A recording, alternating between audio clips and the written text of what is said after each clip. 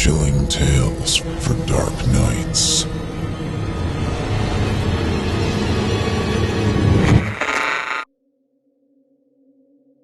Staircase. Written by Soren, Narnia. Performed by Jason Hill. My name is Ron McCarland. After my divorce 2 years ago, I was left living in a house that was way too big for me. Being there, in that sparsely populated, extremely quiet, woodsy neighborhood while I was trying to sell it, made for a pretty bleak existence. Then, there came a Sunday night in July, when, around 11 p.m., I made the usual trek around each floor, shutting off the lights and trudging up the stairs to go to sleep. In my bedroom, I checked my work email one last time, and then closed my laptop down and got into bed. I never had much trouble sleeping until Kristen left. Now it sometimes took me an hour or so to drift off. I think it was maybe around 11:45 when I heard pretty clearly a creak on the stairs down the hallway. My bedroom door was closed, but it came to me nonetheless.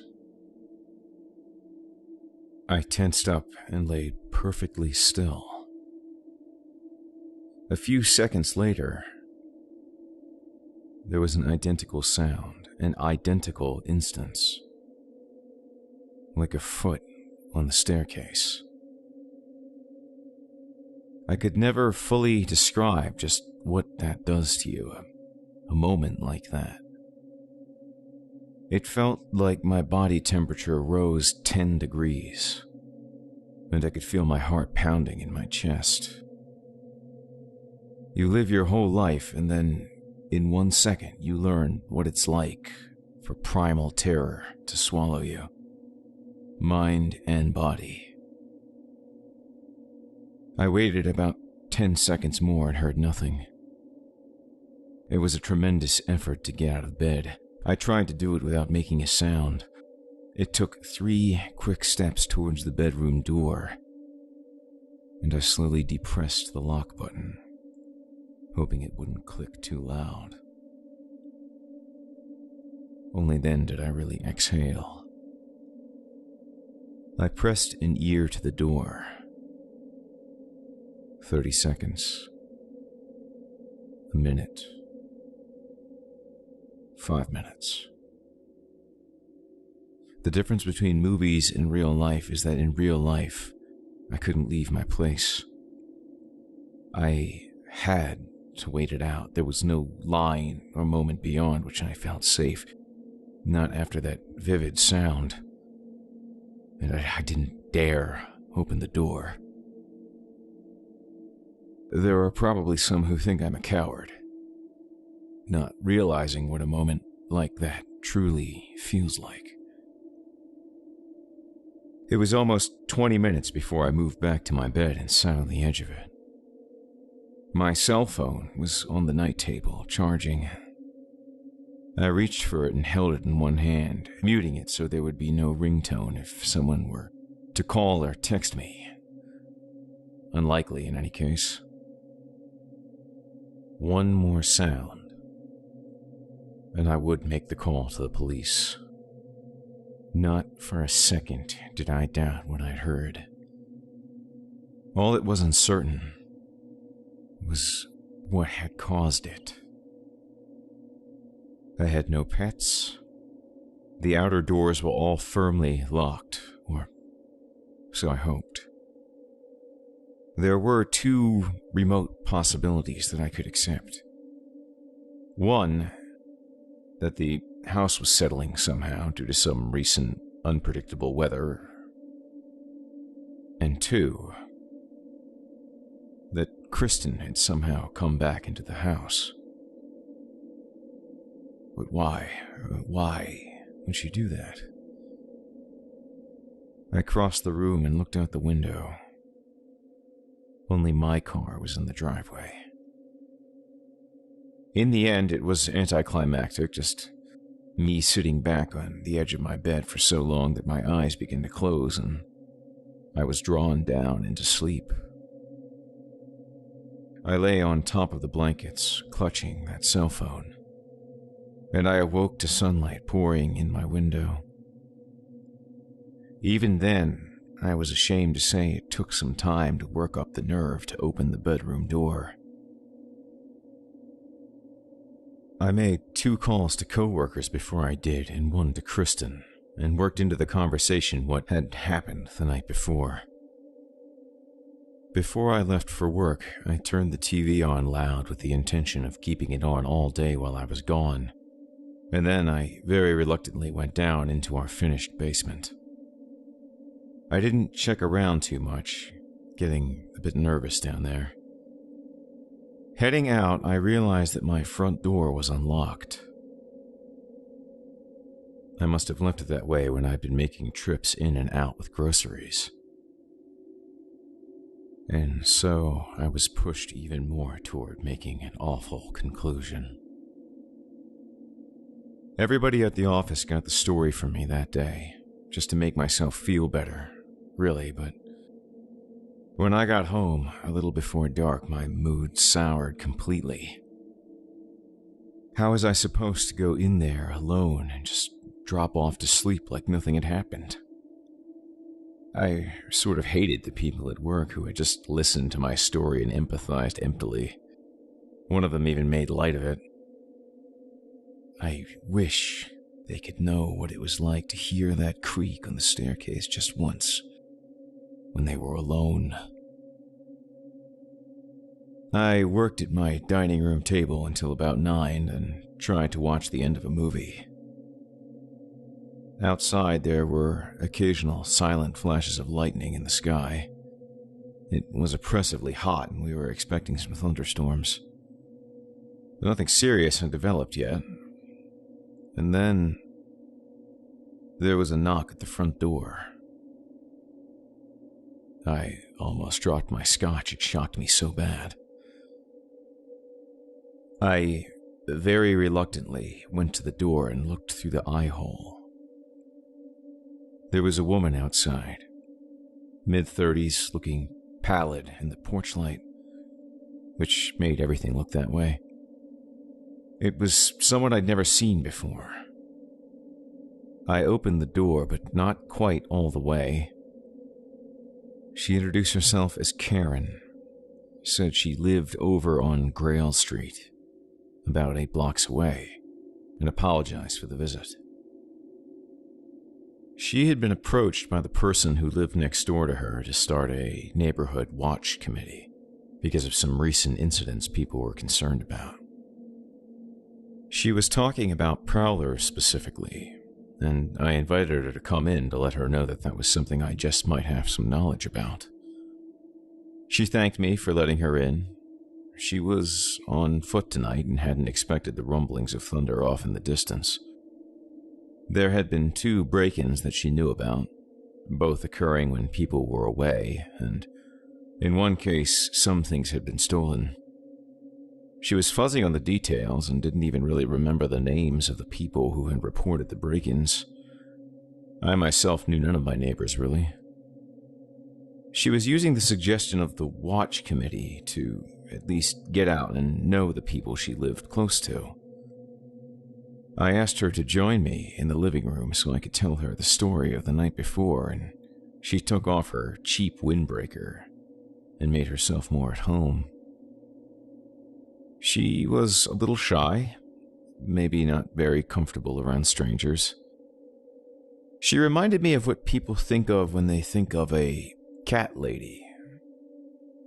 She was dressed frumpily, pretty much swimming in her old clothes since she was so thin and pale. She obviously didn't think much of herself physically. We sat on opposite sofas and I told her the whole story of the night before, from the beginning. As I went on, she leaned forward and seemed to be riveted to every detail, though she says nothing until the end, when she asked me where my wife had been. So I had to explain about the divorce. Then she asked something strange. If, at some point, when I was sitting on the edge of my bed and waiting to see what happened next, I had sensed something outside my bedroom door. If I had felt a presence of some kind. I wanted to say that yes, there had been such a point, almost as if I had been detecting someone out in the hallway, our presences somehow connecting in the lack of sound and light. But I thought it might have just been intense stress and my body preparing me for a possibly terrifying confrontation.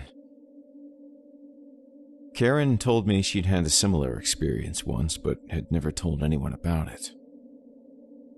She asked me some questions about Kristen, what I did for a living, and how long I'd been in the area. We talked about the neighborhood. She had just rented a room in a house a couple of months before. She wasn't even a homeowner. 20 minutes had gone past since she'd come in, and I'd offered her a soda or some water, which she accepted. I went into the kitchen to get it for her, and we kept speaking, calling to each other from our respective rooms for a few minutes while I poured her a Coke and added ice. The last question I called out to her was about what she did for a living, to which there was no response. I assumed she hadn't heard me. I put the rest of the soda back in the fridge and turned to walk back into the living room. Karen was standing in the entryway to the kitchen, smiling at me very strangely. She had raised her hands from her sides up near her head and hooked them into claws in a weird parody of a monster. She said, "I'm the thing from your hallway." And nothing more. I laughed it off, made some comment about how I wished it had felt that unthreatening.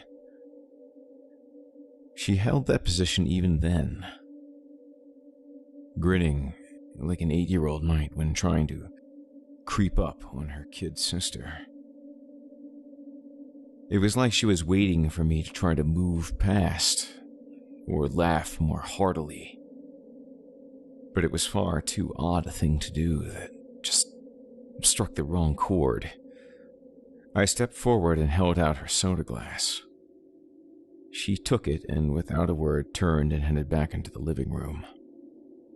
I followed her. Karen didn't sit down again. Instead, she went to the window that looked out at the woods and stood at it. Still no sign of a rainstorm, though those flashes of harmless heat lightning were still happening occasionally. As if continuing a conversation I wasn't aware of had ever begun, she listed for me the names of the pets she'd had as a child, one by one, as she stared through the window. It was her long and awkward way of leading into a question about whether I'd had a problem with animals running through my yard. I had not. She told me I probably would sometime. She had often mistaken the sounds of raccoons and even deer for intruders wherever she'd lived, and the woodsiness of this neighborhood meant all sorts of things were running around in the middle of the night. She sympathized with my experience of the night before again, and again I had a casual idea, and I mentioned it to her. I said I'd be glad to give her a ride back home if she'd participate in a little recreation. I was wondering if I took my place inside my bedroom and had her walk up the steps, if I would be reassured that the sound she would make was too different to be what I had thought it had been. It was something I genuinely did want to know, even though I already knew the stairs did creak if stepped on the wrong way. It was more a matter of whether the sound could travel that far. She agreed to do this for me, and I was able to use that offer of a ride to telegraph in a subtle way that our conversation had run its course. So I set my drink down and pointed her to the staircase curving up to the floor above. I don't think I would have made the suggestion if I wasn't a tiny bit drunk. I moved past her, going ahead, and in doing so, I noticed something new about her. She was wearing a wig. I could see her hairline.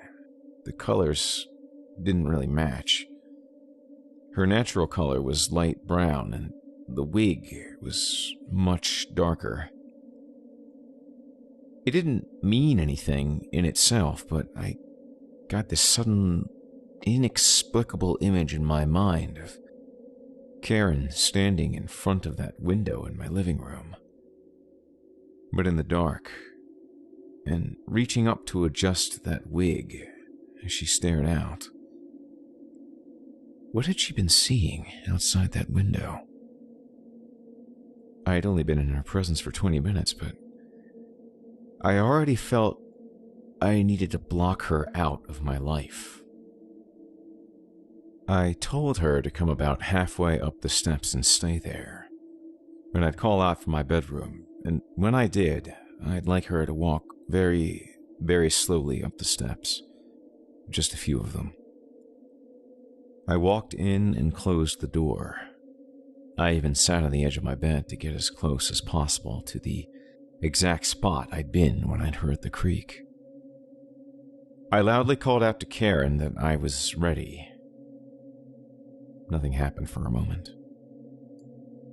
I was just about to call again when I heard the first very soft step. She waited a perfect amount of time. Then came up another step.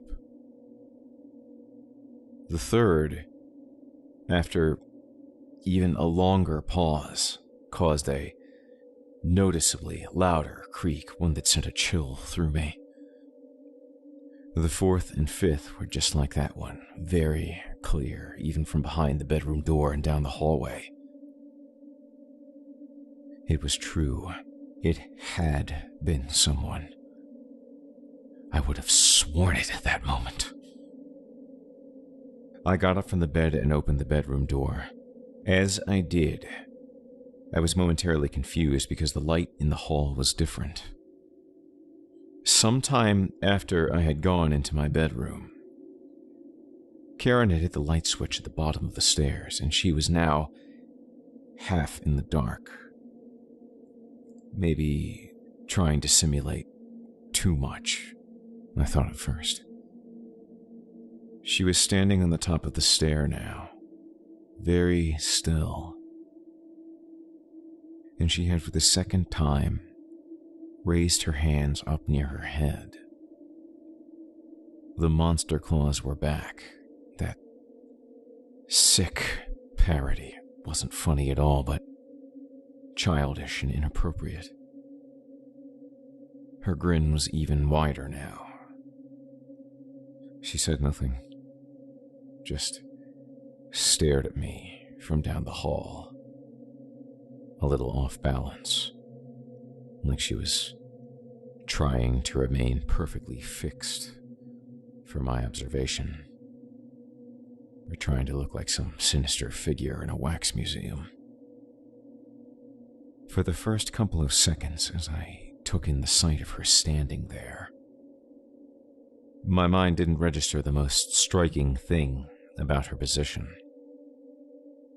Not until I noticed her feet did it hit me. She was standing to the far side of the step.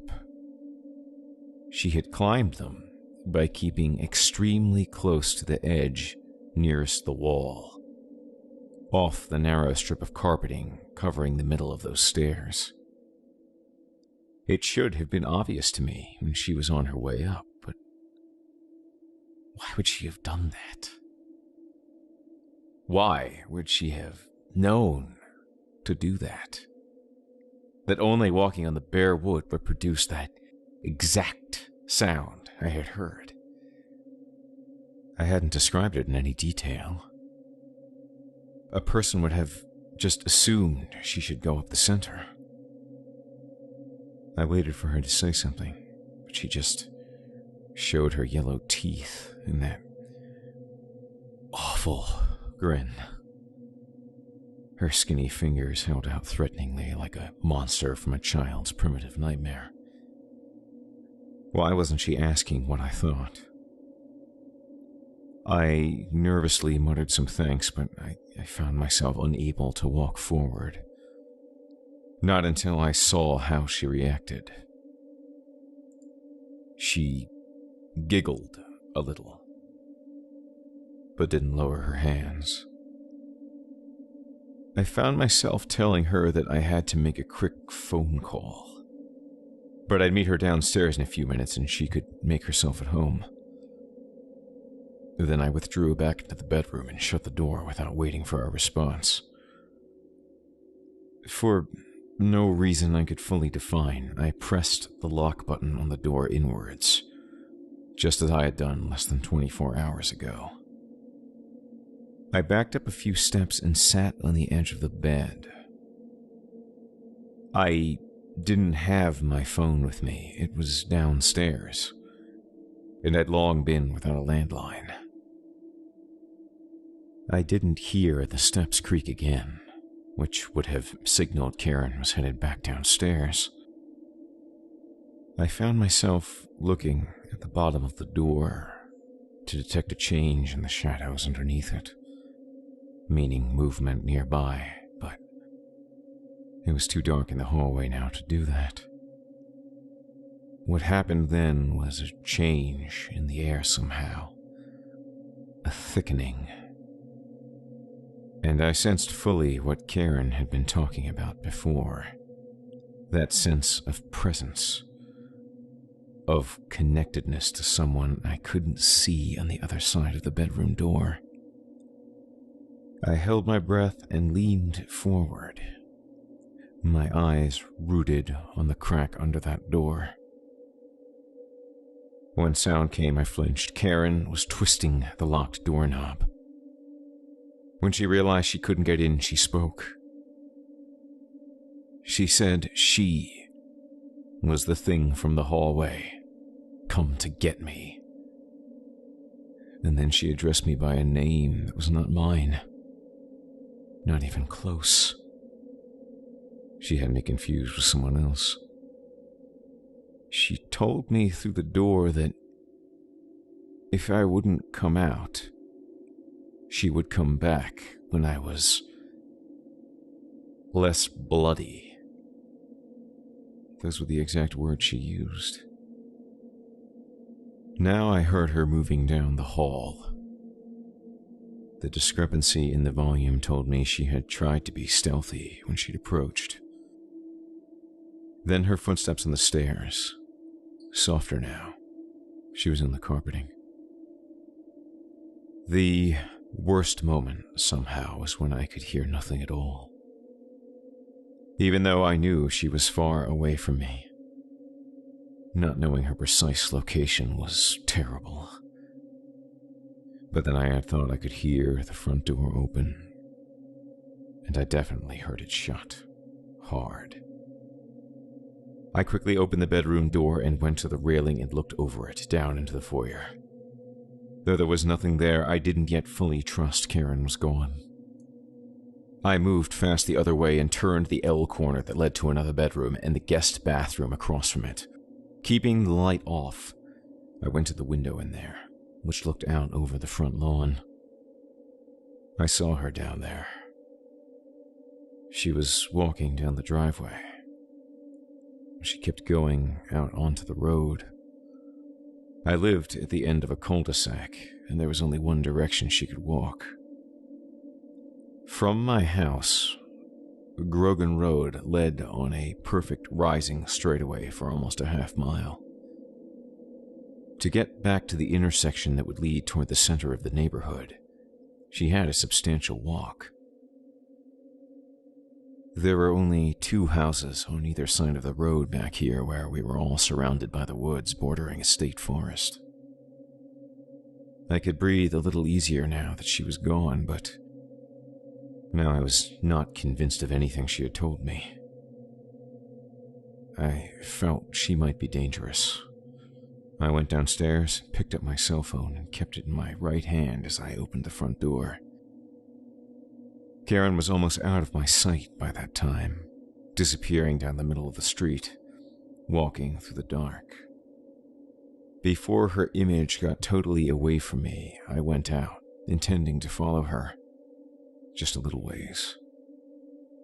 I was waiting for some feeling that I should perhaps call the police, but I wasn't sure exactly what to tell them. Whether I should lie and tell them I was certain this woman had broken into my house when I still wasn't. I would wait for the smallest sign or indication that I should let my paranoia fully out. I was able to trail her and still keep well enough back that I didn't feel at all threatened. She walked steadily and on a direct path right down the center of the street. She passed the Bowman's house on the left, not giving it the slightest glance. Well up ahead, on the right, was the triplets' house. The heat lightning flashed only once in the sky and the air seemed stable, but the wind was strong. I realized when Karen walked past the triplets as well, as the turn onto Carnow Street, that she had not come from where she said she had. There was only one more house on Grogan, all the way in the cul-de-sac on the other end. I didn't know those people, I just knew that they were a married couple. Karen kept on a direct path toward their house. When the upward slope ended and we had both crested it, it came into view in the distance. I looked briefly down at my cell phone to confirm it was more or less fully charged. I slowed my pace a little because I sensed myself pulling a little too close to her, wanting to keep a good 50 yards behind her. On either side of us now were just woods. Maybe I thought she would veer off at the last minute and head into them.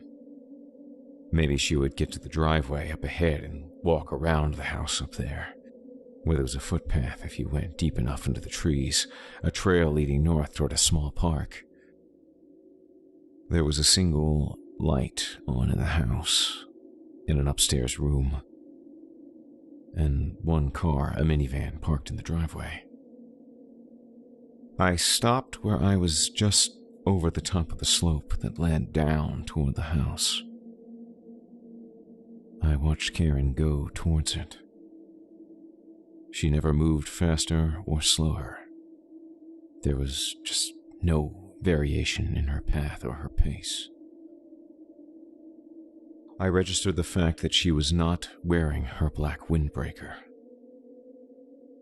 She must have left it in my house. An awful thought. She walked onto the driveway past the minivan and finally turned just to traverse the sidewalk and go up to the front door. She still didn't see me. She knocked on the door and then waited patiently. Someone opened it. It was too dark and too far away to see more than a shape. There seemed to be a conversation, words back and forth, just enough to tell me that Karen certainly didn't know these people. And then the person in the doorway stepped back and let her inside. The front door closed, and I was utterly alone on the street. I called the police then, still feeling uneasy about it and unsure what I would be accusing this woman of. But the feeling I had in the pit of my stomach was undeniable. My call was answered quickly. As I walked very slowly forward, I told the dispatcher that if they had a squad car in the area, There seemed to be an unbalanced woman walking the streets, and she had just been in my house, where I came to think she may have been the night before, trespassing inside it. I said I had just seen her go into an address where they didn't seem to know her. I was very clear that she had committed no crime in my presence. I wanted to sound very rational. I was told there was in fact a car in my area, and someone would drive past shortly. I kept walking, looking for signs of life inside the house at the end of Grogan Road. Something that didn't make sense was that no lights had gone on, as you would expect when a visitor is accepted into a home. The front window remained dark. The curtains closed almost all the way. I didn't move closer than the curb, and even then I moved off to one side of the property as if I were out for a smoke near the woods. It took me maybe 5 minutes to get there, during which time nothing changed. Karen didn't come out. I stood there feeling an occasional droplet of rain. The wind was starting to get stronger. I heard the sound of a car behind me. Headlights came over the hill. It was the police come already. When the car caught me in its headlights, I lifted a hand and waved. The officer parked at the curb and got out to greet me. He was a polite, older, crew-cutted guy. I apologized in advance if I was overreacting, and very briefly told him a sketch version of the story. He said he would just make sure everything was okay in there, and that I could wait at the curb. I prepared myself for a mortal embarrassment. Was almost hoping for it now. The officer went up to the front door, making some comment to the tiny microphone attached to his shoulder, and knocked. No answer for what seemed like almost half a minute. Instead of knocking again, he turned the knob and pushed the door inward just enough to poke his head in. I heard him call out, "Hello," but I didn't hear any response. He moved completely into the house, not quite shutting the door behind him all the way. There was a point at which I just couldn't stay by the curb anymore, because he'd been in there too long. It couldn't be that nothing should change in 8-10 minutes. I made up my mind. I crossed the lawn and went up to the door, which was still partially ajar. I poked my head in and listened. Silence. I moved into the dark foyer. Like my house, this one had a big, sunken living room to the right, and a staircase to the left. The only light was coming from an upstairs hallway that was hidden by the twist of the stairs. That light was the only one I myself left on when I went to bed every night, so that intruders might think someone was awake up above and not vulnerable. There was not a sound. Not until a burst of digital noise from above and the voice of the police officer speaking to his radio, words I couldn't make out. Then the thump of heavy feet descending the stairs, fast, very, very fast. Before I could even backpedal in fear, he appeared, his gun held outward, ready to shoot to kill, lowering it only a little after determining in a split second that I was not the one in this house who would harm him. Until the other authorities arrived, it was just that man and me in those thick, deep woods behind that house. He not allowing me more than a few yards from his side as we tried to spot a single shadow in all that darkness. It was only 5 minutes until the assistance came. Lots of it. And I was pulled away from the chaos to be made safe and begin to answer all the questions they had for me.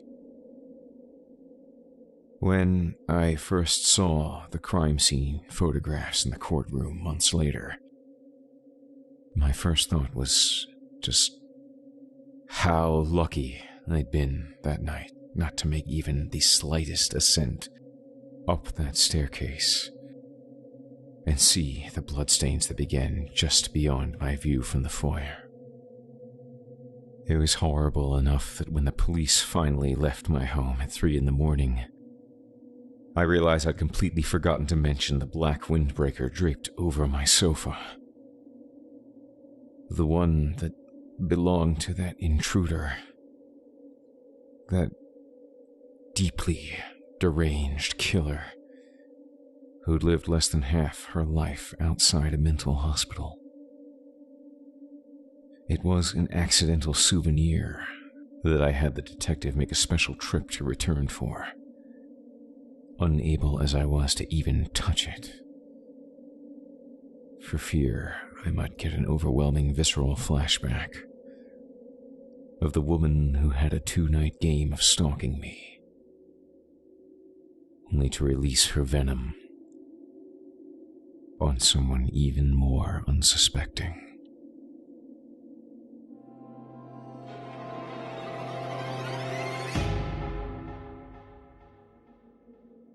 I'm a first-year resident at the local hospital, so I often work long hours and I'm always sleep-deprived. I do make decent money, if not nearly as much as a licensed doctor, but on account of student loans I live in a crappy apartment. The bedroom of this apartment is tiny and the only spot for my dresser is immediately to the right of the entrance. It's just a bit too long for the space, so the door only opens halfway before it starts pressing against the corner of the dresser, and it makes an awful splintering noise when you've gone too far. This happened often enough on my first month here that I've already left some big dimples in the wood. Outside, the bathroom is just down the hall on the left, the living room on the right. The hallway is just wide enough for the bedroom door, with a couple of inches leeway on either side for the frame. Why is this important? About 2 weeks ago, the door to my bedroom moved. I'm not sure how else to describe it. I had just worked my second 30-hour shift in 3 days, and on 4 hours of sleep I was getting up for another one. When I pulled open the bedroom door, something struck me as off, and it took me a minute to realize what it was. The door had opened completely. I looked to see what had happened, discovering that while my dresser was still flush against both walls, there was an extra inch of space between the dresser and the door. I shrugged, chalked it up to some fluke of the apartment walls, and proceeded down the hall to shower before heading into work. When I got home some 30 hours later, exhausted and desperate for sleep, the door was pushing against the dresser, same as always. Nothing unusual happened for a couple of days, but on Thursday morning I was going out for another long shift when the door opened even wider. It looked like the doorway had shifted even farther left, far enough that I could see a half-inch of the hallway wall sticking out beyond the doorframe. It was as though the contractor had miscalculated when he built the place, slightly displacing the doorway from the hall. An inch more and I'd have been able to see insulation and wiring. I stared at that sliver of drywall for a few minutes, dumbfounded, while my mind tried to come up with some rational explanations. The building was old, settling, and this was just the result of natural wall tensions easing. This disjunction had been there this whole time, and I had been too busy or too tired to notice. I'd slept through an earthquake, during which my room got displaced a couple inches from the hall. All of the explanations seemed plausible. With work coming up in half an hour, I really just wanted to get some coffee and get out of there, so I decided to call the super after I got off. However, when I got home the next morning, the door was back to normal, and I was tired enough to not even care. Everything was ordinary for the next day, too. On Saturday, I was headed to the hospital again, when I found that, although my door only opened halfway, grinding against the dresser as usual, the hallway itself had shifted a good foot. The entire wall and then some was clearly visible. To the left of the wall, where I should have been looking into my bathroom, there was this black inch-wide gap. The light from my room only went a couple of inches into that shadowy space, but I could see a floor that looked to be made of concrete, smooth, featureless, and gray. This musty smell emanated from the inside, like from an old, dry basement, or maybe an attic that had been left untouched for too long. My first instinct was to just close the door. Clearly this was a hallucination brought on by working too many hours with too little sleep, but the doorknob clattered against solid drywall. My door wouldn't close. Confused and more than a little disturbed, I initially thought to just leave. Get the hell out of there and worry about the details later. The need for a rational explanation, however, coupled with a morbid sense of curiosity, kept me from bolting out the front door. I called out of work for the first time in almost a year, saying that a pipe had burst in my apartment and that I needed to let the repairman in to fix it. Next, I called the super and asked him to come by. Then, while waiting for him to arrive, I shined a flashlight into that sliver of space. There wasn't much to see. The area ended at a cinder block wall roughly where my hallway turned, and although I was blocked from seeing how far the room extended to the left, I got the impression that it was big. Maybe bigger than my entire apartment. Even if I was wrong, though, the fact remained that there was a strange space where my bathroom was clearly supposed to be. I even looked to be sure. Everything looked perfectly ordinary from my bathroom. The super arrived less than half an hour later, but in the time it took for me to answer the door and escort him back to my room, everything had gone back to normal. As you can imagine, I got pretty agitated, even frantic. However, when the super saw how upset I was, he actually asked me outright whether or not the walls seemed to be moving on their own. While I gaped at him, he explained that the previous tenant, a young woman who had also worked at the hospital, had complained to him about something similar. She had claimed that the walls sometimes extended an inch or more past the frame of the doorway, but whenever he came to investigate, nothing was out of the ordinary. The young woman eventually became hysterical, on the verge of moving out, but at his suggestion, took a leave of absence from the hospital instead. After that, there had been no more complaints. She stayed until her lease was up and then left without incident. The super gave me a sympathetic look after he told me this story, and asked whether I had been working particularly long hours recently, or perhaps also felt trapped in my work schedule. I mean, what could I say to that? I agreed with him, informed him that I would be taking a break from work as well, and apologized for wasting his time. The super was cool about it, since I guess he had experience with this sort of thing, and even said that he was glad to help, that the hospitals work us residents too hard. After he left, I called work to let them know I'd be out tomorrow as well, and then decided to turn in early to make up for some lost sleep. It was nearly midnight when I awakened. I had been dreaming about something. I don't remember what it was, but it must have been a nightmare because I woke with this sense of utter dread washing over me. It was like when you're alone in the early hours of the morning, silence hanging over your room like a sheet, and out of nowhere you get the feeling that someone is in the room with you, standing behind you, watching you. That was the feeling I had upon waking up in the stillness of my bedroom at midnight. And then I heard the scratching.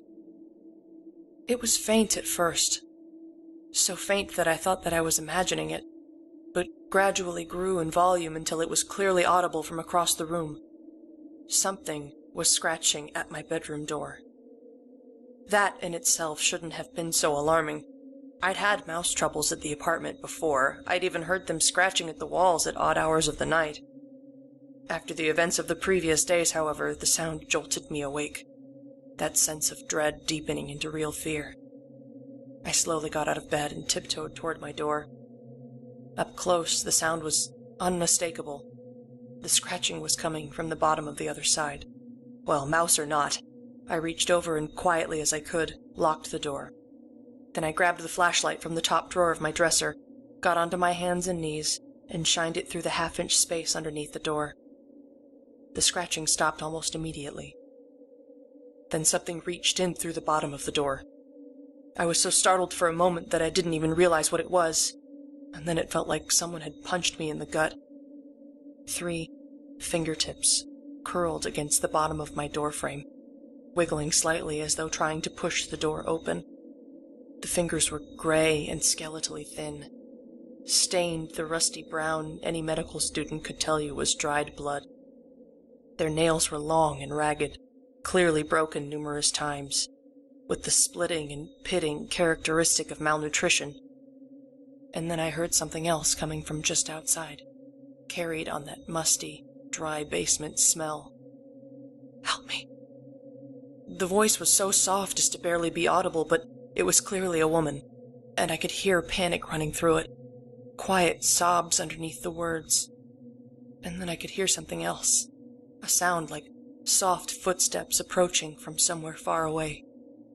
And all the while the voice continued whispering, never growing any louder, but getting more urgent, more rapid.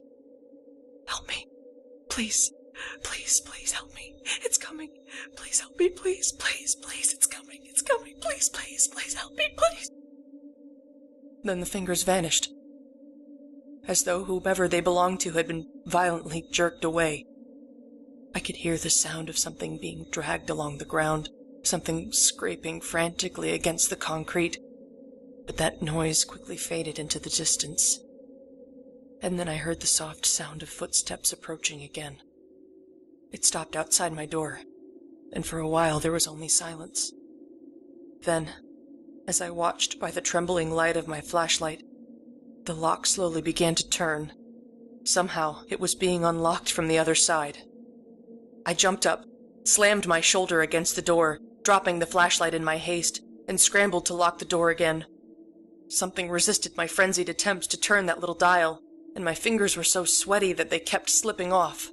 Before I finished turning the lock, the knob twisted in my grip, and whatever it was back there hit the door hard enough that the whole thing shuddered. Raw terror flooded my system, and I pushed back as hard as I could. My body leaned almost parallel to the ground, even as I continued fumbling with the lock. Whatever it was hit the door again, harder this time, such that it actually opened for a split second. I was almost sobbing at this point, but my bare feet found purchase on the linoleum floor, and I shoved back with all of my strength, somehow slamming the door back closed. At the same time, my fingers were finally able to wrap themselves around the lock and turn it. Using the time that bought me, I ran to my dresser and dragged it in front of the door, then sat down with my back against it. The pounding continued, even more strongly than before, but with my dresser in the way, the door stayed closed. After a few minutes, it simply stopped, and there was another minute or two of silence before the soft sound of footsteps finally moved away. Still, I continued sitting in front of the dresser, back braced against it, too terrified to even think of opening the door or heading back to bed. The only window in my room was too small to climb through, and I'd left my phone on the kitchen counter. There was nothing to do but sit and wait, which I did until the grayish light coming through my window announced the arrival of morning. It took me a while to finally muster the courage to push the dresser aside, and even then I just stood there for a few minutes, staring at the doorknob. In the end, the need to know overcame the fear of the unknown, and I pulled the door open just a crack. My hallway sat outside, same as always, with no sign that anything was unusual. Even the other side of the door was pristine, with no evidence that any violence had been directed toward it during the evening. With the door halfway open, pressing against the dresser as usual, I slipped outside the bedroom and into the hallway, heart pounding, even though I was already doubting my own mind. Could it all have been just a nightmare? Had I suffered a psychotic episode in the middle of the night, terrified of nothing more than a mouse scratching at my bedroom door? Did I spend the entire night camped out in front of my dresser on account of a hallucination? As I stood there doubting, I let my bedroom door close behind me, and my nostrils filled with that dusty basement smell. I ran. I took off into the hallway, practically clawing against the wall as I dashed for the living room and tore the front door open when I got there. Just before I launched myself outside, I heard the splintering noise of my bedroom door pressing against the back corner of my dresser. It's been over a week. I haven't gone back. Not for my things, my clothes, nothing. I'm crashing on a friend's living room couch instead. He brings me takeout when he comes home from work. I extended my leave of absence from the hospital, citing a death in the family. I tried finding the woman that used to live in my apartment, the previous tenant that had also complained about the moving walls, but her address forwarding had long since expired. Searching for her by name turned up no results. Not at any social networking site, nor search engine, nor people finder. The super didn't know any of her friends or family. I even checked the FBI's missing persons page with no luck. I hope she's out there somewhere, merely beyond my ability to find. But I have nightmares every night. Ones in which those emaciated fingers and soft, pleading voice reach out to me from a dark, endless space. Still, I insist that every door in the apartment stays open. Because the last time I opened the front door, there was a tiny cross-section of wall exposed, as though the doorway had been displaced a half-inch from its usual spot.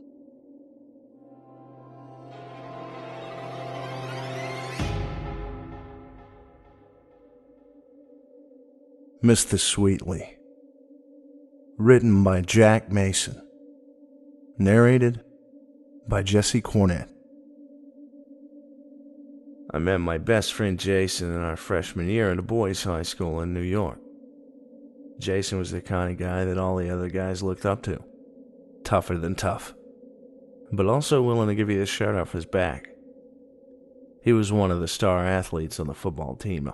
All the girls went nuts over him. And to top it all off, he always did really well in class. I don't think I ever saw him get anything lower than a B- in all 4 years of high school. Jason had it all. He seemed untouchable, fearless even, which is why I always found his dread of the school bathroom to be really odd. He would approach the door with childlike trepidation and only go in if myself or another friend were with him, or if he heard people inside. The times that I had gone in with him, I witnessed him perform a ritual of pushing all the stall doors open and looking in, even if he was only going to use the urinal. When a stall door was shut, he would knock on it 3 times and wait for a response. Occasionally, if a stall was out of order or he received no response from behind the closed door, he would pull himself up on the door to look inside. The first few times I witnessed him doing this, I said nothing. It was strange, yes, but I didn't think much of it. However, curiosity eventually did get the better of me during our second semester that first year, and I asked, "Hey, Jason, why do you do that?" "Do what?" I think it was an honest question. This ritual was so commonplace for him that it bled into the rest of his daily routine, as natural as breathing. "And all that stuff with the stalls, why do you do it?" Jason gave me a grave look as he shook his head. "Let it go." I did let it go for a long time after that. It had slipped my mind almost completely, having seen it happen so often that it was commonplace for me as well. However, one day, when I went in to do my business, I saw 3 of the other boys in our year do exactly what Jason always did. Jamal, Sam, and Pete were pushing the stalls open, then shaking their heads at each other. At first, I was a little mad. I thought that perhaps they had seen Jason do this before and were making fun of him. I couldn't understand why, though. They had always been pretty cool guys. But then I realized they weren't laughing. They were being pretty serious as they completed their task. They also said hello to me as though nothing were out of the ordinary when they finally realized that I was there. What I had seen bothered me. I couldn't explain why, but it made me feel uneasy. That feeling was only exacerbated by the fact that I knew that Jason wouldn't tell me what was going on. And I didn't feel I knew those guys well enough to ask them. It was clearly a source of discomfort for Jason, and I assumed it might be for them too. And one day, however, in our sophomore year, Jason and I stopped by the bathroom on our way to lunch. Jamal was in there washing his hands as we walked in. We said hi, and Jason went to begin checking the stalls. Jamal stopped him. "You good, man?" "Nothing?" "Nah, you're good. Take it easy." Jamal walked out. I waited a few seconds after the door closed completely behind Jamal to say anything. Okay, what is this about? Jason looked at me in confusion at first, but then his eyebrows narrowed. I thought I told you to let it go. You did, but I'm a little bit creeped out, dude. When it was just you, I thought that maybe it was some kind of quirk, but there are 3 other people I saw doing that. What is going on? Did you guys witness something in here? I said, let it go. I was startled by that and jumped slightly. He was always pretty easygoing, and I had never seen him get that mad within the 2 years that I had known him by that point. I'm sorry, dude. Jason seemed flustered, almost like he was shocked that he yelled himself. Don't worry about it, buddy. I'm sorry for yelling at you. Just please don't bring it up again, okay? I promised him that I wouldn't. For years, I kept that promise. Life went back to normal.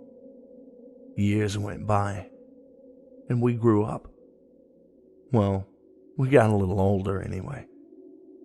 In the few years after we graduated, I became an uncle. Everything was fine. I had stopped thinking about Jason's bathroom ritual altogether. That is, until the beginning of this month. I was babysitting my nephew, who is now 6 years old, and I took him to the mall so we could spend the whole day just walking around. And before we left, I told him he'd have to use the bathroom. So we went in, and other than the guy who was leaving as we walked in, it was empty in there. I caught a glimpse of myself in the mirror and took a moment to fix my hair when I heard the sound of stall doors banging. I looked over to my nephew and I saw that he was doing exactly what Jason had always done. He even looked under the door of a stall that had an out-of-order sign taped to it. Again, I couldn't tell you why, but it sent a chill up my spine. It felt like something was really wrong. I decided not to say anything at that moment, but I knew I had to ask him. When we were in the car heading back to his house, that's exactly what I did. Hey, Billy, I need to ask you something, okay? And I need you to tell me the truth. He nodded his head. Why do you open the bathroom stalls like that? We pulled up to a red light and I looked at him in the rearview mirror. Billy slouched in his seat a bit. He looked up at me with fearful eyes. Just as I was sure he wasn't going to tell me anything, he said, Mr. Sweetly. His voice was quiet and almost shaky, but I heard him just fine. What about Mr. Sweetly? Who is that, buddy? How do you know him? Does he work at your school? As soon as I asked that last question, I was struck with a realization that I was surprised had never dawned on me before. Jason, Jamal, Sam, and Pete all came from the same grade school. The very grade school that my nephew Billy currently attends. That had to be it. Billy? Did he hurt you? Who is he?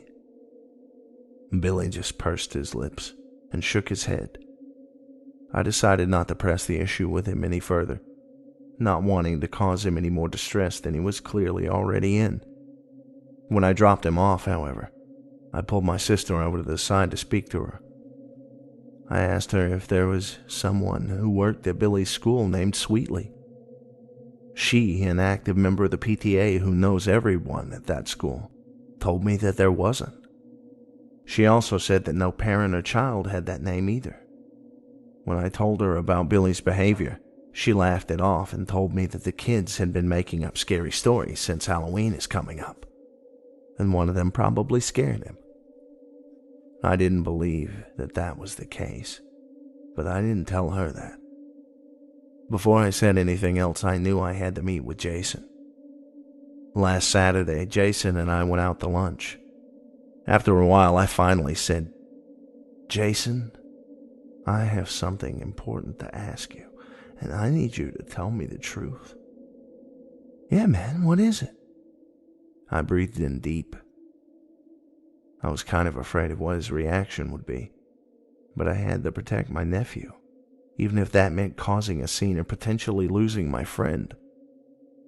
"I'm sorry, but Billy is the most important thing in the world to me."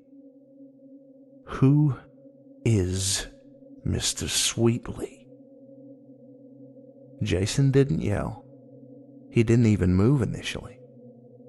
The blood drained from his face, and he slowly looked up at me. "Where the fuck did you hear that name?" "Just answer me, Jay. Who is he?" Jason told me the whole story, finally, after all these years. And now I almost wish that I didn't know. According to the legend, in the 1950s, there was a man who worked at the school. His name was Melvin Myrtle, and he was the school's janitor. Often seen wearing a bowler hat and a suit, playing ragtime records from a record player he had in the janitor's closet. He was a goofy sort of man that everyone in the school loved. He was particularly good with children, and people often wondered why he and his wife had never had children of their own before she tragically died.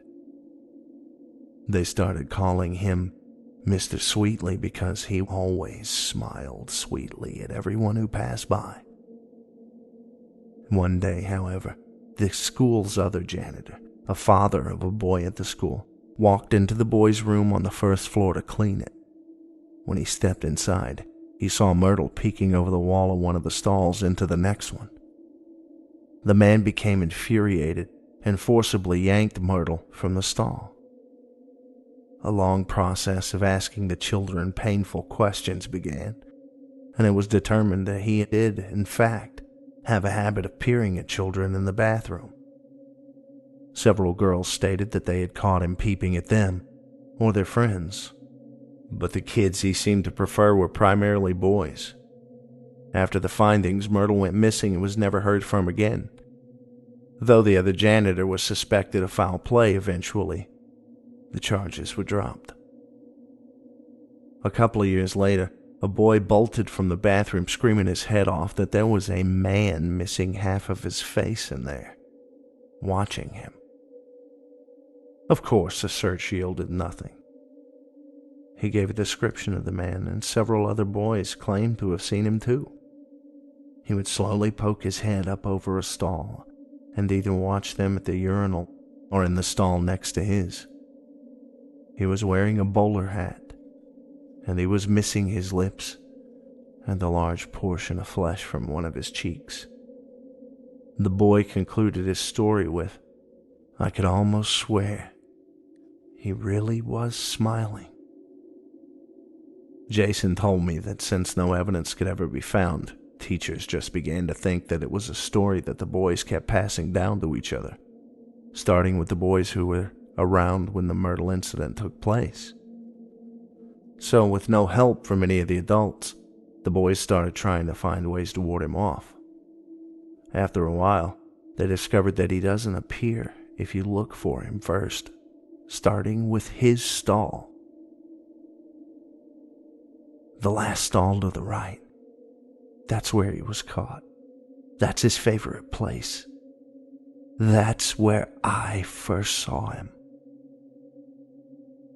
Jason was shaking, rubbing his forearms in discomfort, eyes never leaving a spot on the table throughout the entire story. I felt so badly for him. He looked like a terrified child. I believed his story 1,000,000% because, well, why would he lie? How could he sell this story so well if he had never experienced it? Then he looked up at me and asked again, "Where did you hear that name?" I told him about how I had seen my nephew do what he had always done in high school, and how Billy told me that name after I asked why he checked the stalls. Jesus Christ, Jimmy, what the fuck is wrong with you? I didn't know, dude, fuck. You need to tell my sister this story. She has to transfer Billy to another school. Wait, Will that even help? You kept checking the stalls in high school. You still do that. Does he follow you? Jason shook his head. As far as I know, he doesn't. But that kind of shit sticks with you, man. I'm going to be doing that for the rest of my life.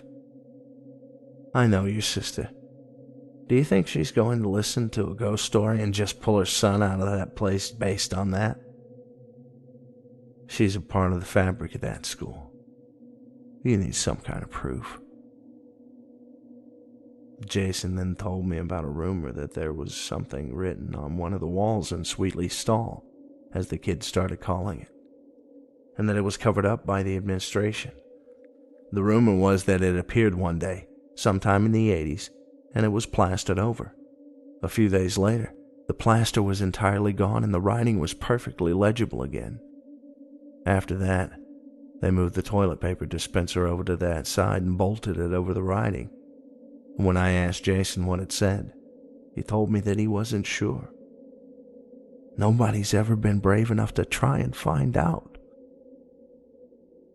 We agreed that day that we would each call out sick and take Billy to school on Monday. Jason would pretend that he was just visiting for the nostalgia, since some of his old teachers were still there, and we would stop in the bathroom before we left. We did just that, but we both froze in front of the bathroom door. Are you okay, dude? Jason only nodded. Hey, before we go in, what happens if I see him? Jason shook his head. You won't. If you've never seen him before as a kid, he won't appear to you as an adult. That's part of the reason why none of the teachers ever believed us. We took deep breaths and walked in. Jason checked all the stalls and I stepped into Sweetley's. I managed to pry the lid off of the toilet paper dispenser and I unscrewed it, with a great degree of difficulty, from the wall with the mini-slot screwdriver I had in my pocket. Jason couldn't even go near the stall after checking to make sure it was empty. So it was all up to me. I pulled the dispenser from the wall and looked. There was indeed writing. Someone, or something, had etched a poem into the wall. As I read it, I could swear that I heard the faint sound of ragtime music coming from the air vent. The air also seemed to get a little colder. Jason sensed that something was wrong as well. He started frantically telling me to hurry. I tried to take a picture of the poem with my phone. The screen flashed, the phone glitched, and then it just stopped working. It hasn't worked since, and I had to replace it. I wound up jotting it down on my arm very quickly, and I haphazardly replaced the dispenser because I wanted to get the fuck out of there. This is the poem that was on the wall. He smiles sweetly. What a doll. He watches you from his stall. Don't be rude. Don't call him creepy. Call him by the name of Mr. Sweetley. He loved the children of this school. Yes, to think otherwise you'd be a fool. And though he did act most discreetly, they found him out, poor Mr. Sweetley. They called him a peeping Tom, though he insisted he did no wrong. But a parent sliced his face so neatly, giving him a toothy grin. Oh, Mr. Sweetley. So he lurks now forever, in his stall, and endeavors to rattle you to your core completely. He's watching you now, that Mr. Sweetley. Jason and I are planning to speak to my sister this weekend. We hope that, armed with the poem, my dead phone, and Jason's experience, we can convince her to put Billy in another school. One more thing. I've been hearing the ragtime music in every public bathroom since reading that poem. If I'm alone in there, The air feels cold, and I can't shake the feeling that I'm being watched. Despite what Jason said, I think Mr. Sweetly followed me. I may not be able to see him, but I can feel him just fine. And I can swear that he really is smiling.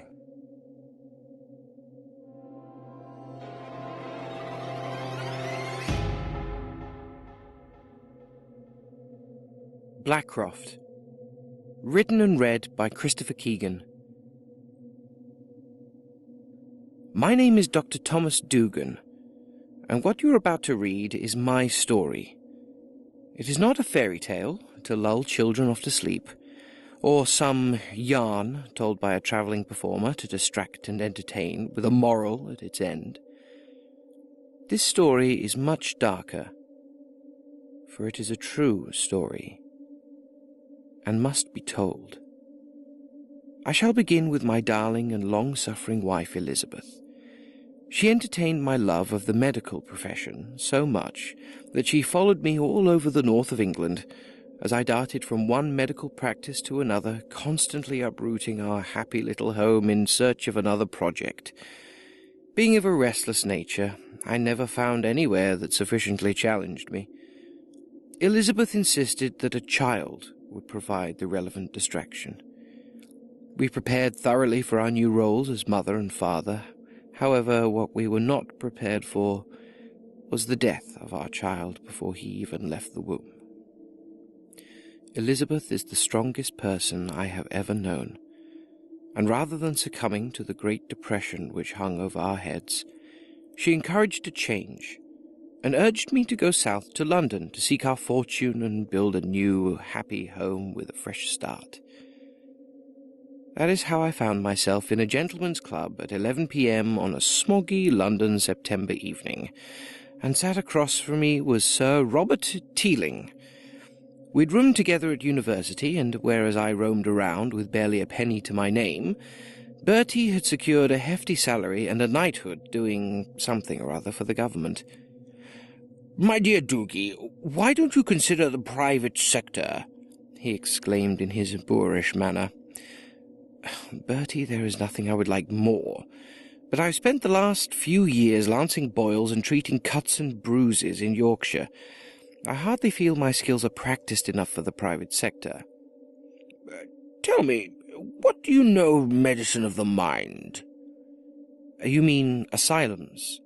The treatment of the insane and irrational?" "Very little, Bertie. Only what I've read in journals. Why, are there opportunities in that field?" There may be. A small government-run facility in Kent that I just happen to know needs a skilled doctor. The pay is extraordinarily good for a job of this nature. If you like, I could have a word."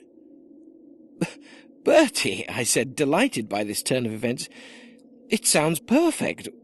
What's the name of the asylum?" Blackroft Hall." It's amazing to think how excited I was when I first heard that name. I felt that this was my fortunes turning around. I was so motivated to get started I went home and packed that very night. And 2 days later I set out for Blackroft. The heat and smell of Waterloo Station caught in the back of my throat, and the coal smoke swirled and turned the figures in front of me into wispy ghosts passing hither and thither. I quickly found myself a train and located an empty carriage.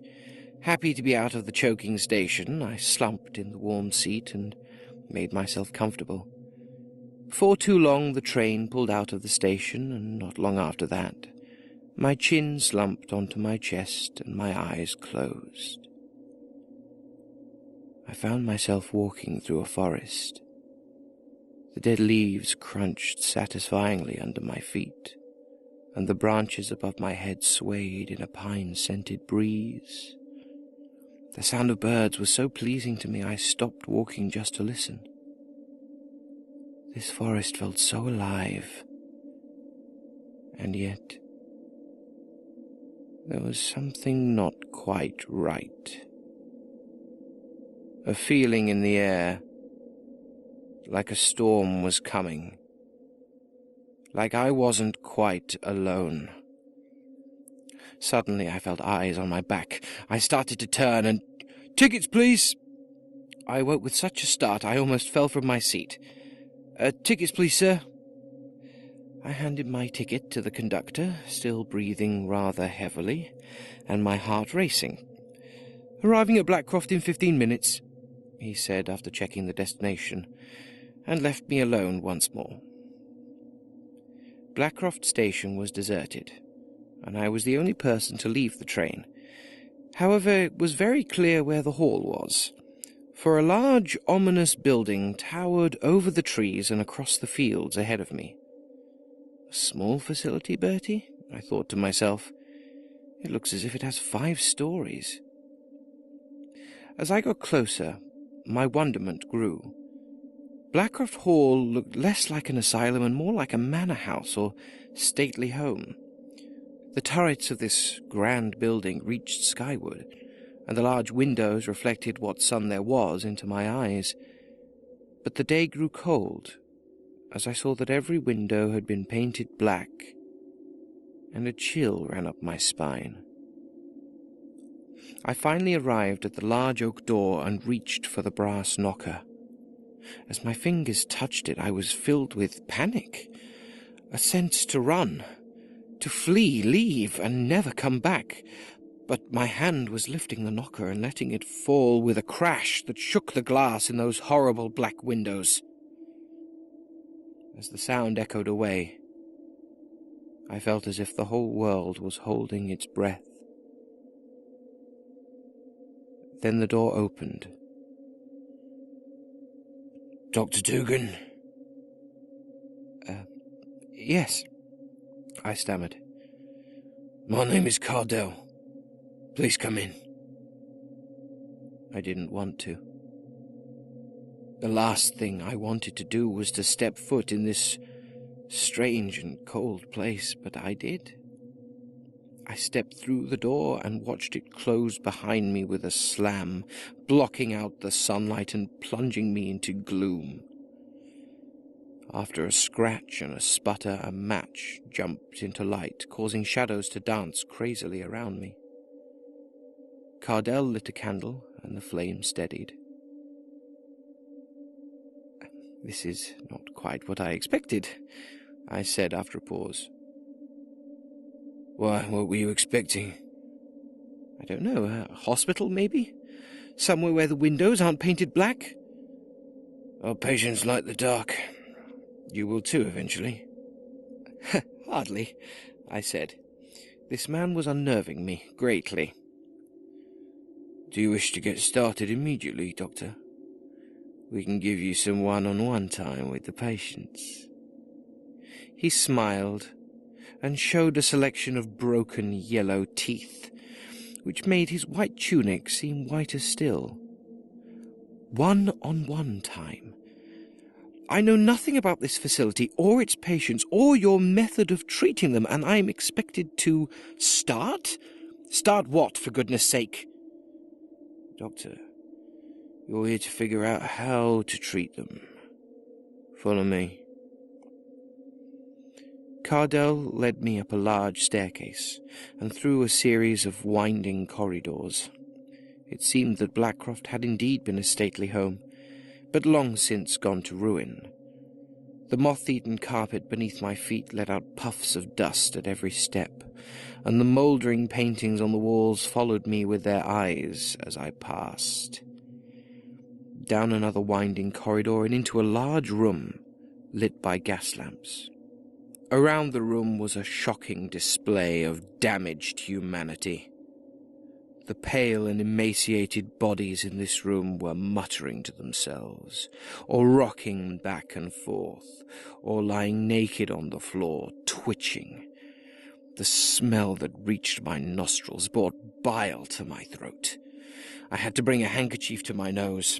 "Walk where you like," said Cardell, "but keep your voice low. Don't touch them, and don't talk to them." "Should they not be in chains, man?" I said, barely disguising the panic in my voice. No need. Just don't trigger them, Doctor. Stay calm, and they will too. I began to walk between the human detritus around this room, and saw other members of staff wearing the same white uniform as Cardell, standing around the sides of the room, all casually chatting or reading. They paid no attention to me or their so-called patients. I stepped around cautiously, trying to get a sense of what was going on here. My mind raced, and I began to feel dizzy. The heat, the smell. I made my way to a far corner of the room and leant against the wall, far away from anyone, and tried to calm my breathing and clear my head. When, for the second time that day, I felt a gaze on my back. I turned and was met eye to eye with one of the emaciated figures standing a foot from me. His gaze burnt into me, and I backed further into my corner. "Hello?" I said foolishly. Suddenly a light seemed to ignite in those horrible eyes. "Do you know where you are?" it said in a rasping scrape of a voice. "No," was all I could force from my lips. "The abode of the damned, the home of the cursed, limbo for the possessed. And now we claim you, Doogie." My heart leapt, and I opened my mouth to try and form a word.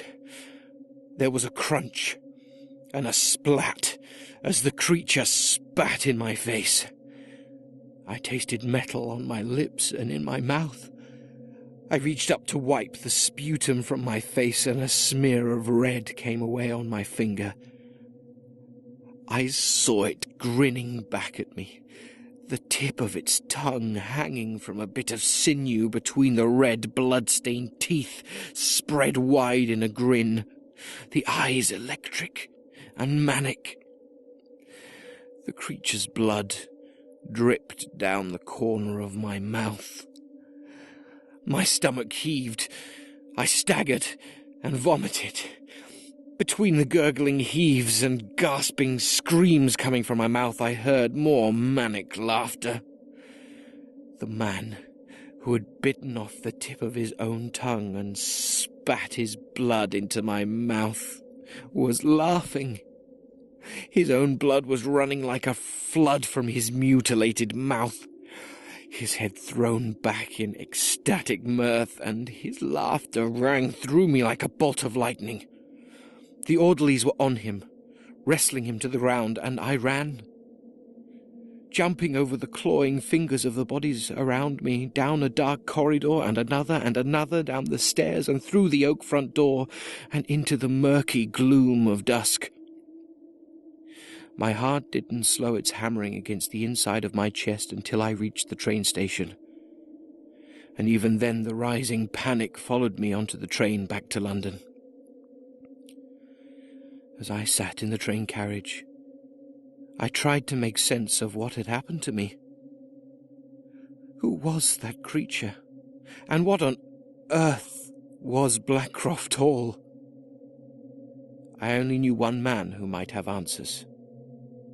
I burst into the office of Bertie Teeling, most likely looking like a madman myself. My waistcoat and overcoat were stained with vomit, my shoes and trousers covered with dust and mud, and my face was drawn and pale. "Doogie, what on earth?" "Bertie, where the hell did you send me? You have no idea the horrors I experienced at your godforsaken hall." "For goodness sake, man, you're raving. Please, take a seat. Tell me what happened." I sat down, and Bertie thrust a sweet sherry into my shaking hand. I began to detail my shocking exploits, and his face grew graver and graver the more I spoke. Finally, when I'd finished my tale, he stood up and walked slowly to the window of his office. "Doogie, I'm so very sorry. I thought the stories about Blackroft were merely fear and fantasy." "What is that place, Bertie?" "It is an asylum. However, it is an asylum for those with the unfortunate luck to be possessed by demons or devils. Something that before today I believe to be untrue." "Possessed?"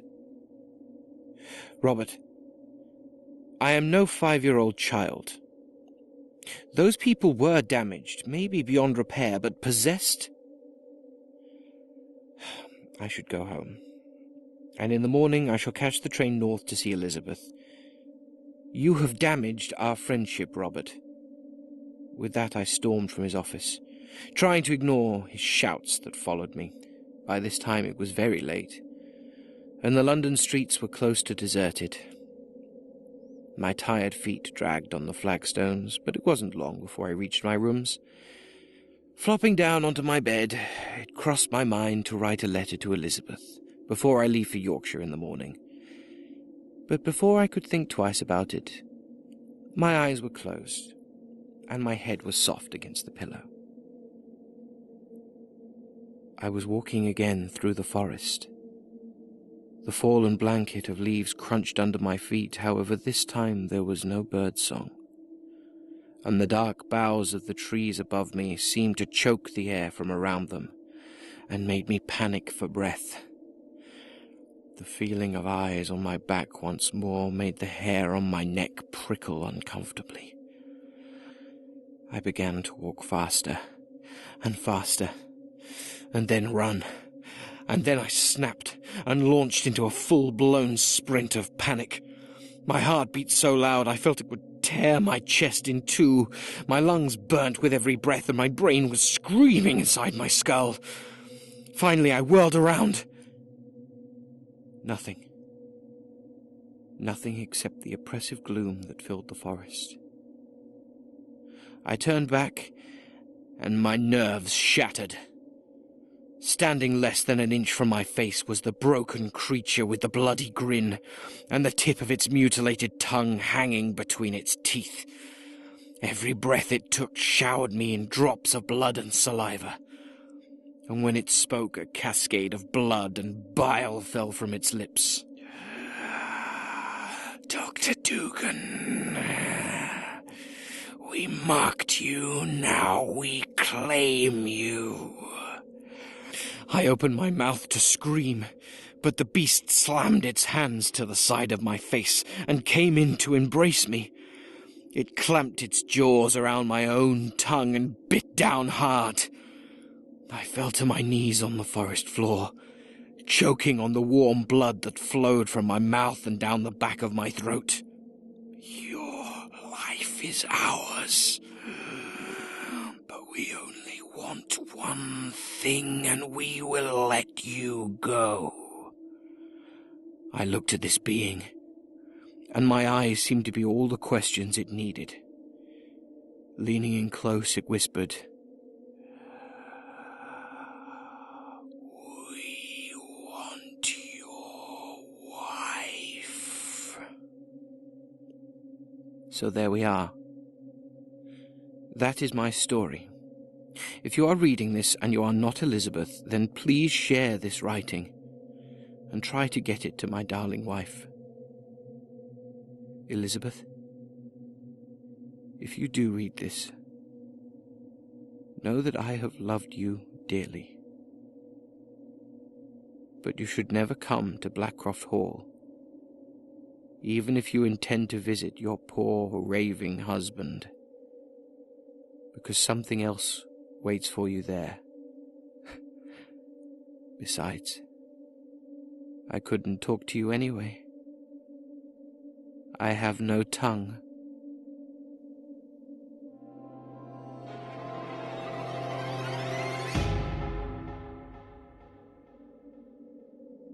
Her name was Emma. Written by S.C. Yοung. performed by Alicia Pavlis. Her name was Emma. That's what everyone called her anyways. Sometimes they would call her Em. Sometimes someone would slip up and call her Emily. She was a part of our group of girlfriends growing up in a large town, not quite big enough to be a city, but big enough that there was still privacy between neighbors. We called ourselves the Unbreakable Six because there was me, Summer, Mel, Nina, and Jules. And there was Emma. Emma started off as a practical joke by the other girls in the 4th grade. It was probably Jules that started it. She was always playing pranks on people. In high school, she even got suspended once for going too far, and she had to babysit for hours to buy that girl a new cell phone. Or maybe it was Summer, who always seemed too busy with music and band to think of such an elaborate prank. Or maybe it was Mel and Nina, who were best friends and could have lived without us, always conspiring together like they were twin sisters. Either way, I bought my lunch, cold cut sandwich and carrot sticks, and a pint of orange juice. I couldn't stand milk. It would account for how short I ended up being. And I walked over to our table. Jules looked excited, waving me over to them. Lottie, look! I wasn't sure where I was supposed to be looking. This is Emma. She moved here from Los Angeles. We lived far inland and into the boonies. Los Angeles was glitzy and glamorous and chic, compared to the flat houses and half-rate high school football that was the only real source of entertainment in our area. What? Los Angeles, dummy, Jules said, rolling her eyes. She's not in our class. She's in Miss Lark's. But she's in the same grade as us. Isn't that cool? I still wasn't sure where I was supposed to be looking.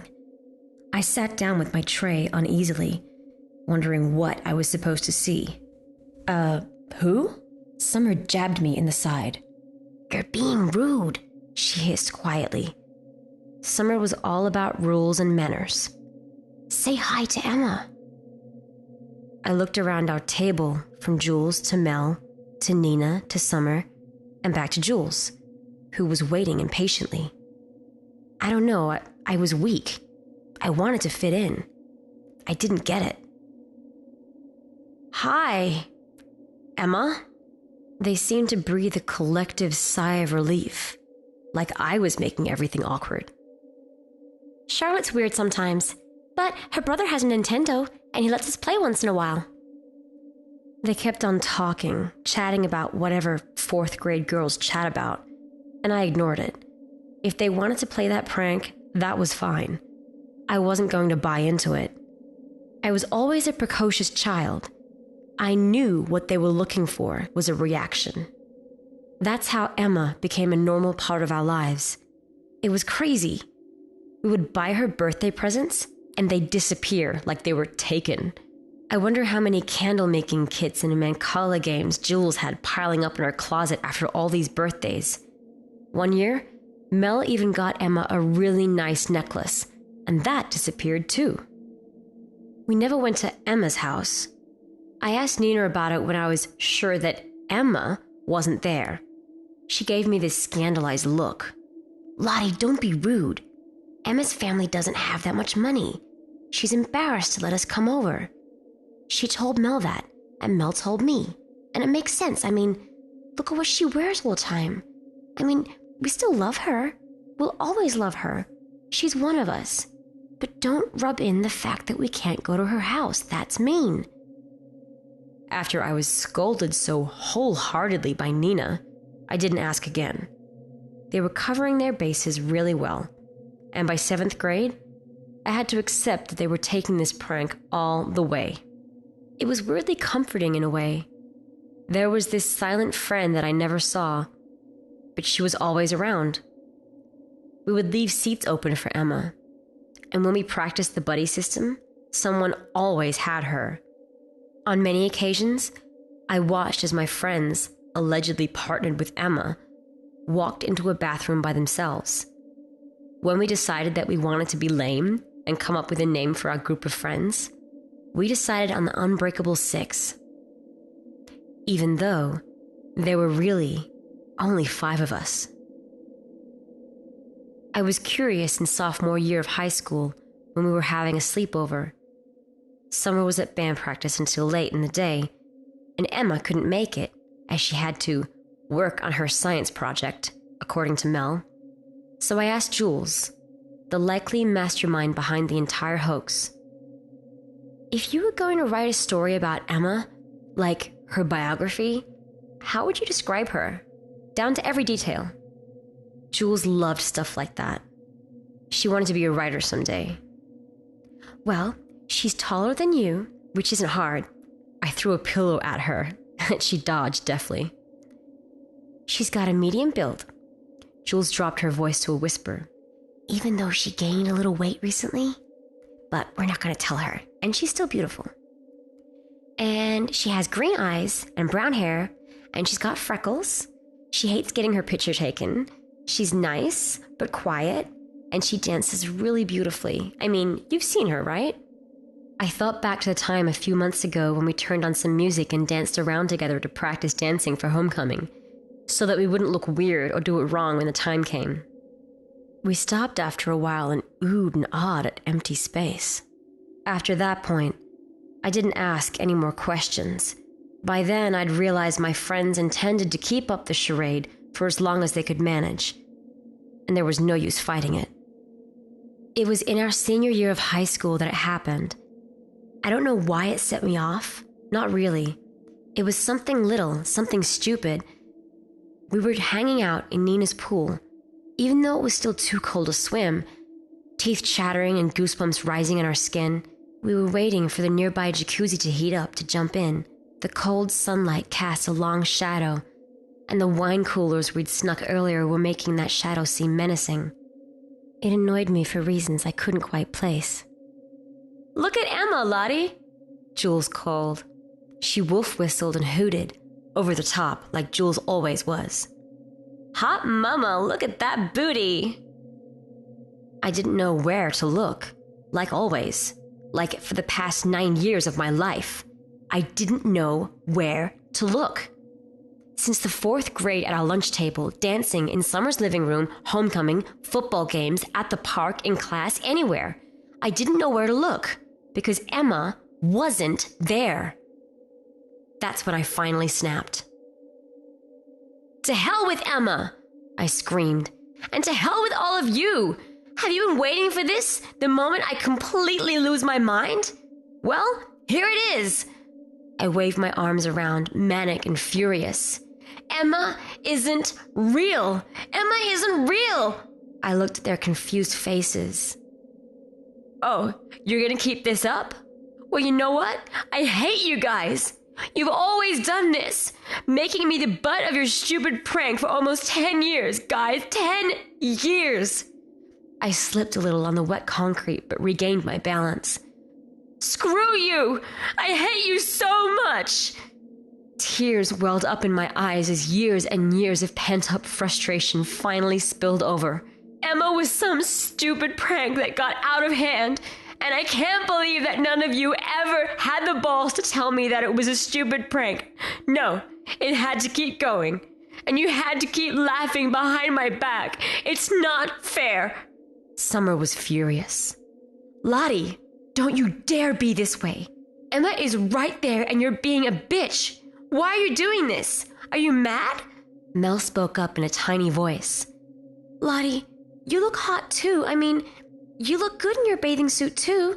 "Yeah, but God, don't take out your anger on Emma," Nina said, rolling her eyes.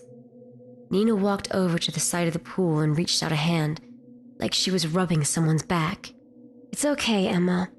Lottie's just under a lot of stress right now, figuring out where she wants to go for college." "Shut up!" I howled miserably. "Stop it! Stop it! Stop it! Emma isn't real! She's not there! How could you guys do this to me?" They were starting to look scared. I could see they were really invested in the prank. I wondered what the endgame was. When were they going to start laughing?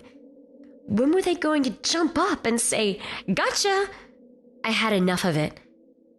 If they wanted to play charades, then I'd play charades. The next part was a blur. I don't remember most of it, not even now. But I do know that I walked over to where Emma was, and I kicked at the air. Hard, really hard. Then I heard a scream, and I slipped on the slick, wet concrete and hit my head. There was blood everywhere. There was so much screaming, but I kept on kicking and punching and fighting until I blacked out completely. I came to a day later in the hospital. My parents were there, and so were my friends. They were pale and tired and looked miserable.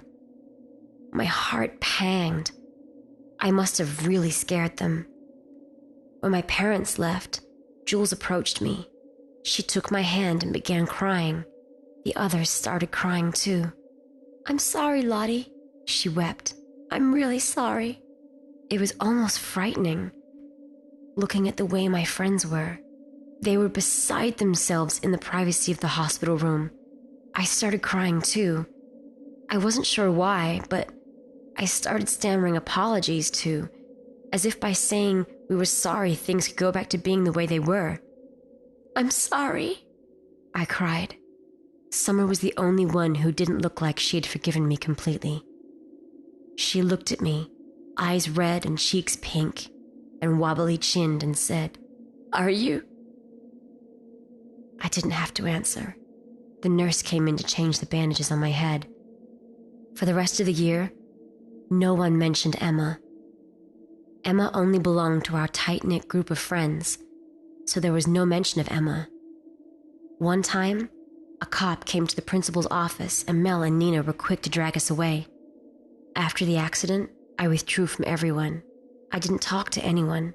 I didn't go to Summer's recital. I didn't go to Mel's birthday. I didn't do anything. I didn't go to prom. I stayed home and just stared at the ceiling, wondering what had happened. Emma was in most of my life, and now she felt like a ghost. I graduated high school and left immediately to go to a university far away in Southern California, where the weather was always perfect and the beach was a 5-minute walk away. I started to recover. I realized that I was depressed after what had happened, understanding that my best friends chose a punchline over me, Unbreakable 6. Yeah, right. I got good grades, volunteered at an animal shelter, and found a boyfriend. He was so nice to me. Even when I got quiet when he asked about high school, he never pushed. He just held me when I had bad days and made me pancakes. It was 4 years later, when I was about to finish up college, when I ran into an old classmate from high school, in my apartment complex, no less. Her name was Annie, and it turned out she had been living there the whole time and we didn't know. In high school, she hung out with a different crowd than me and my friends. Most people did. The 5 of us were a clique of our own, separated from everyone else. I wasn't necessarily friends with Annie in high school, but still, we overreacted the way everyone does when they see someone they haven't seen in a long time. "It's been forever! Oh my God!" I went to Annie's apartment for coffee and saw that she was packing up her things. "Moving back home for a while until I find a job. Yuck." I saw a thick book on the sofa. "Oh yeah, that's our senior yearbook. I was flipping through it after I found it on my bookshelf." I didn't bother getting a yearbook.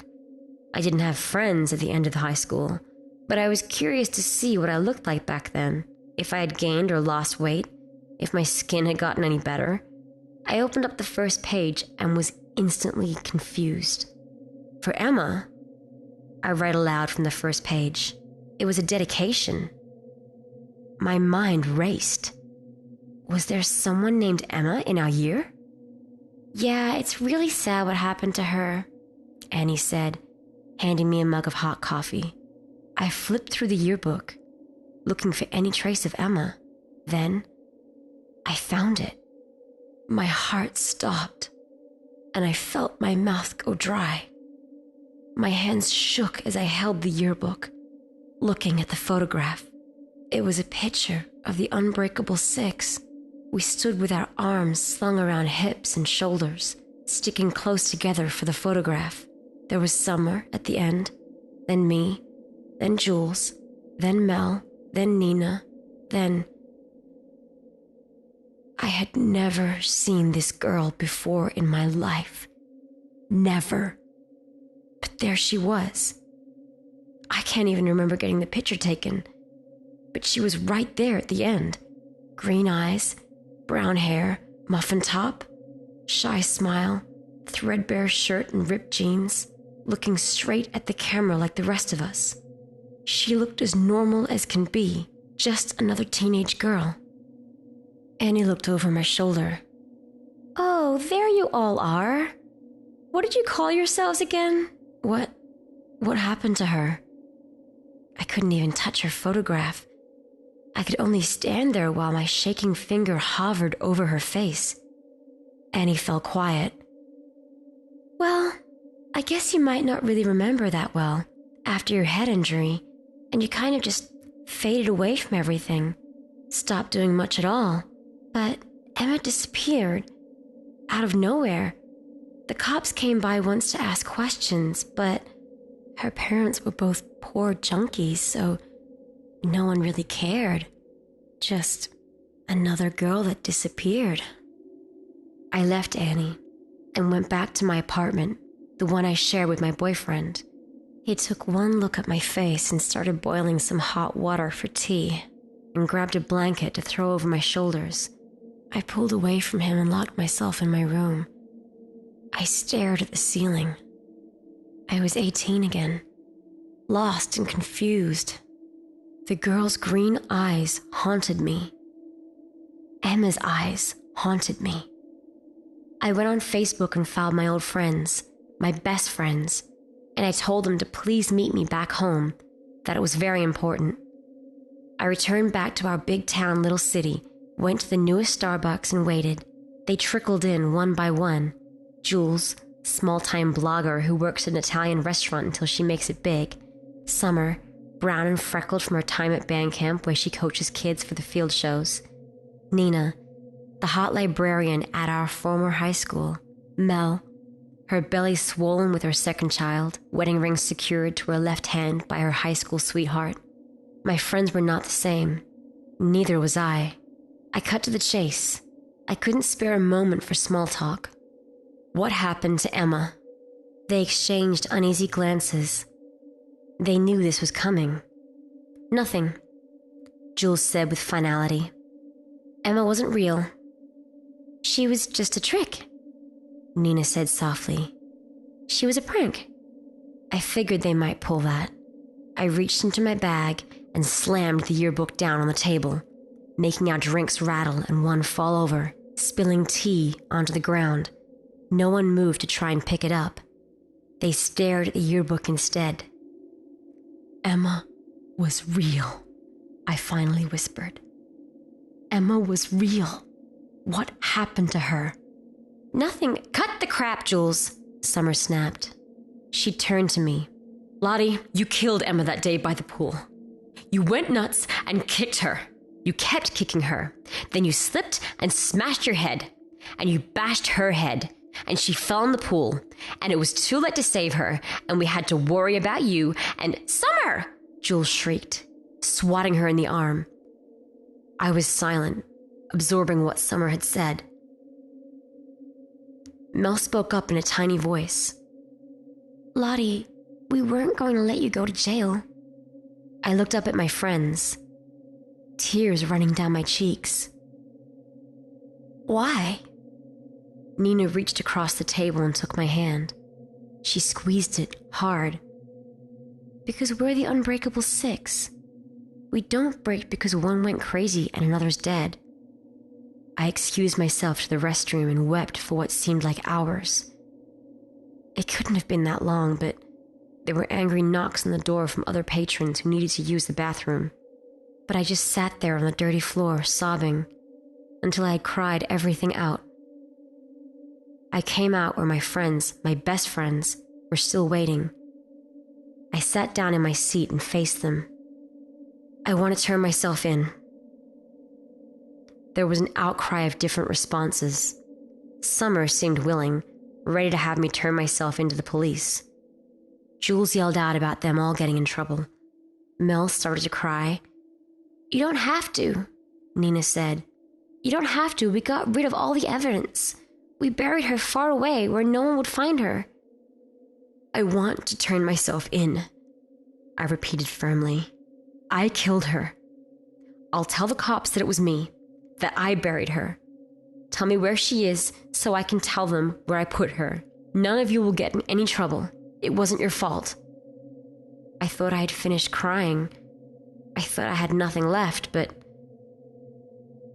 I choked out what I wanted to say for so long.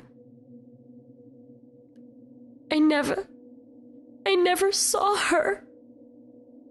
They looked at me expectantly. "I never saw her. Not even once. I thought it was just a big prank that you were playing on me, and I didn't want you to laugh at me. The girl in the yearbook, I've never seen her before. I just played along." Nina nodded. "I thought it was weird that you were always so cold to her. Like, you didn't even acknowledge her. She really liked you," Mel said. "She thought you were so smart, that you were going to go out into the world and do amazing things. She would always talk about that." I felt as though my heart would burst. "I swear I never saw her.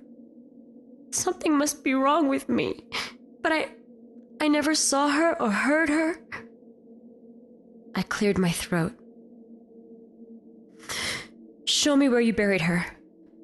We got into Summer's car and drove out far into a park in a different city. The park was huge and overgrown, like no one had been there to take care of it in a long, long time. I got out of the car and noticed a rusty shovel lying nearby on the ground, which must have been left behind by a worker long ago. I took it with me. Jules led the way, deep into the park, deep through the trees, until we came to a small clearing. The dirt wasn't fresh, and there were no markers or indicators. But the way my friends' faces paled at the sight of the spot, I knew that was it. Emma was there, under our feet. "I've got to see her," I whispered. I dug the shovel into the ground. "I've got to see her." Mel didn't want to see anything, so she and Nina retreated to the car. Jules and Summer found different tools, a hoe and a rake, and we started digging.